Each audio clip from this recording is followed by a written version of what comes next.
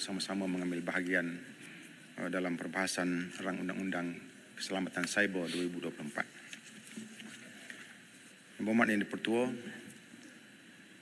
isu jenayah cyber di Malaysia melibatkan pelbagai cabaran, termasuk penipuan dalam talian, serangan cyber ke atas institusi penting, pencurian data pribadi, penyebaran maklumat palsu atau berbahaya dalam talian, dan ancaman cyber terhadap keselamatan negara. Banyak faktor yang menyumbang kepada peningkatan jenayah cyber, termasuk peningkatan penggunaan teknologi, kelemahan dalam pelindungan data, serta kurangnya kesedaran dan kecakapan dalam aspek keselamatan cyber di kalangan pengguna dan juga organisasi. Datuk Yang di-Pertua, bagaimanakah RUU Keselamatan Cyber 2024 menyelesaikan dan membendung isu skam ataupun penipuan dalam talian, jenayah atas talian dan jenayah cyber? Seperti yang kita ketahui, pihak yang terbabit dengan jenayah cyber ini kebiasaannya mempunyai teknologi yang lebih canggih dan cepat serta dapat mencapai data yang tidak sah untuk melakukan jenayah penipuan.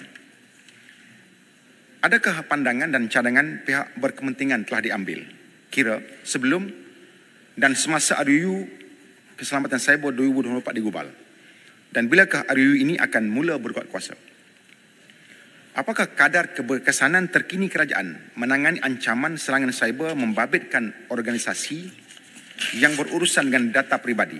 Dan apakah inisiatif terbaru yang dirangka bagi mempertingkatkan kadar keselamatan cyber di negara ini?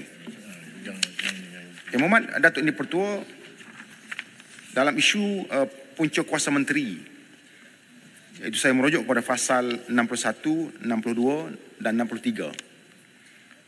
Rasional dan justifikasi peruntukan bidang kuasa yang luas kepada menteri, termasuk kuasa pengecualian seseorang individu daripada pemakaian RUU serta menetapkan sebarang peraturan di bawah RUU, serta keperluan mewujudkan mekanisme kawal selia sebagai semak dan imbang.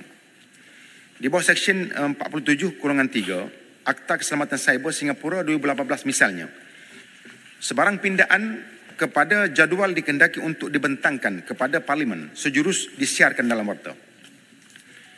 Yang berhormat Yang Pertua, dalam isu penetapan entiti infrastruktur maklumat kritikal, saya merujuk kepada pasal 17 penetapan entiti infrastruktur maklumat kritikal negara ataupun NCII.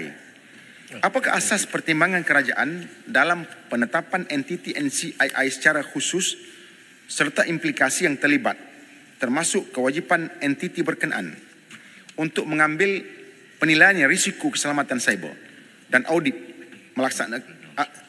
serta melaksanakan tata amalan? Dalam isu pakar keselamatan cyber, Yang Pertua, tahun lalu dilaporkan Malaysia masih kekurangan sekitar 12,000 pakar keselamatan cyber dalam pelbagai bidang bagi menangani isu serangan cyber.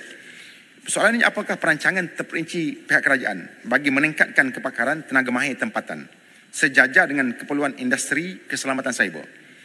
Adakah pihak kementerian bercadang menjalin kolaborasi merentas agensi dan institusi pengajian tinggi di seluruh negara bagi menyediakan kursus-kursus yang bersesuaian serta penyediaan beasiswa selari dengan keperluan semasa? Dan yang terakhir ialah Yang berhormat Yang di-Pertua, ialah isu berkaitan dengan penubuhan jawatan keselamatan cyber, iaitu pasal 6-1.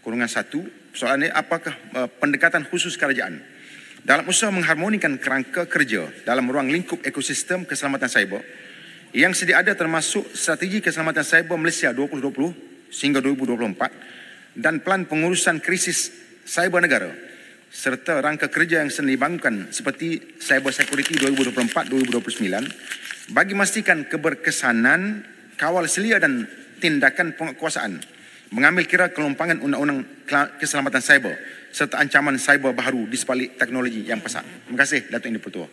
Terima kasih Yang Berhormat Kepala Kerai.